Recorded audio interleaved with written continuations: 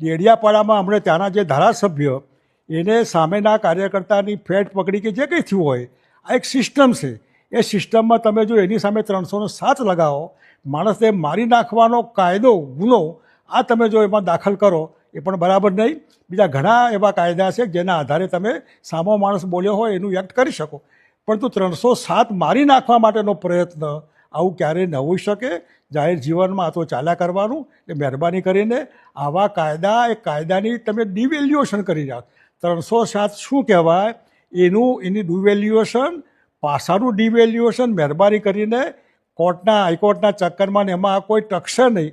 એટલા માટે આ કાયદાનો દુરુપયોગ બંધ કરો અને સારી રીતે રાજકીય કિન્નાખોરી ન થાય અને સ્પોર્ટ્સમેન સ્પિરિટથી એકબીજાનો હિસાબ કિતાબ થાય તો સારું. પણ મહેરબાની કરીને આ બંને કેસમાં 307 રદ કરો અને અમારા જાડેજા સાહેબનો પાસાનો કાયદો પણ રદ કરો તો સારું રહેશે. આટલું મારે સરકારને કહેવાનું છે.